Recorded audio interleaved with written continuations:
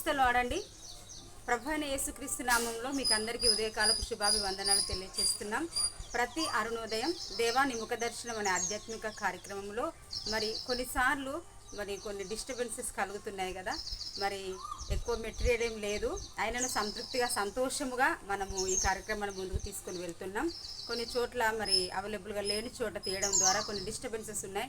దయతో మన్నించగలరు. దాన్ని మీకు కావాల్సిన వాక్యం ఏంటో దాన్ని మీరు శ్రద్ధగా వినగలరు.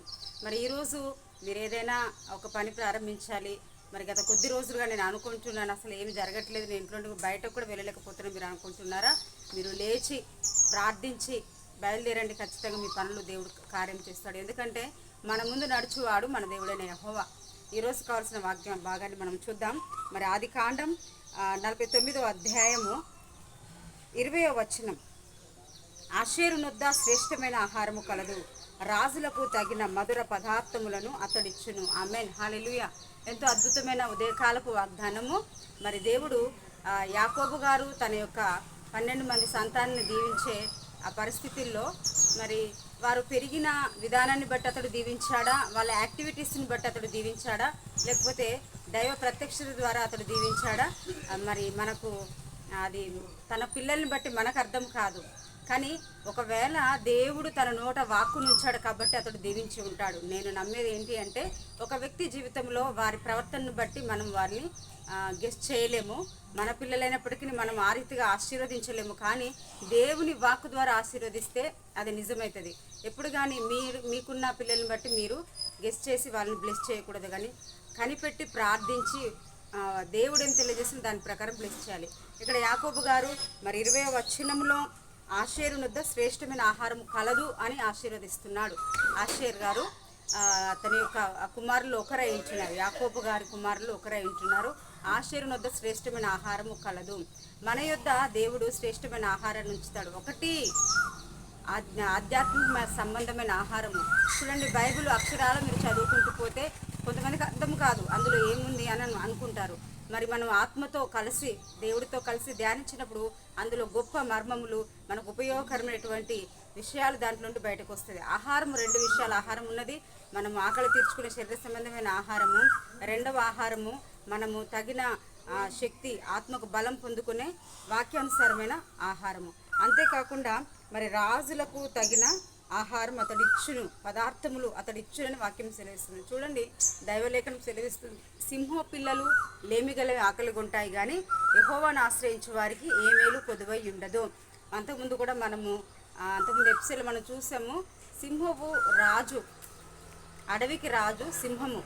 అంటే ఇక్కడ ఆషేరు గారి దగ్గర రాజులకు తగిన పదార్థములు ఉంటాయి అని దేవుడి వాక్యం సెలవిస్తుంది. ఈరోజు నీ ఇల్లు దీవెనకరంగా మారాలి, నీ పరిస్థితులు దీవెనకరంగా మారాలి, నీ డబ్బు దీవెనకరంగా మారాలి, నీకున్నటువంటి ప్రతి సిచ్యువేషన్ దీవెనకరంగా మారాలి. చూడండి, ఆహారం అనేది ప్రతిరోజు కూడా తింటూ ఉంటే అయిపోయేది, మళ్ళీ అయిపోయిన తర్వాత ఊరెడుగా వచ్చేదిగా ఉండాలి. అలా ఉంటేనే మనిషి జీవితంలో ఆరోగ్యం వస్తుంది. కాబట్టి ఆషేరు కలిగిన ఆశీర్వాదం ఈరోజు ఉదయకాలం మీకు అందరికి కలుగును గాక. మీరు మంచి పదార్థం చేత మీ కిచెన్ కానీ మీ యొక్క తన పరిస్థితులు కానీ ప్రతిదీ కూడా దీవెనకరంగా మారును గాక. అలాంటి కృపాభాగ్యం మీకు అందరికి కలిగి ప్రాప్తించి దీవెనలు కుమ్మరించబడును గాక. ఆమేన్. ప్రార్థన చేసుకున్నాం. మహోన్నతుడ సర్వశక్తి గల ప్రభువా, ఉదయకాల సమయంలో ఎంతమంది బిడ్డలైతే నమ్ముచున్నారో యాకోబు గారి కుమారుడైన ఆషేరు గారిని అతడు ఆశీర్వదించాడు. తండ్రి, నీకు స్తోత్రము చెల్లిస్తున్నాం నాయన. ఎంతో గొప్ప దీవెనలు ఇచ్చారు. ఆషేరు యొద్ద మంచి ఆహారము కలదు అని, మంచి రాజులకు తగిన పదార్థములు అతని యొద్ద ఉన్నావి అని.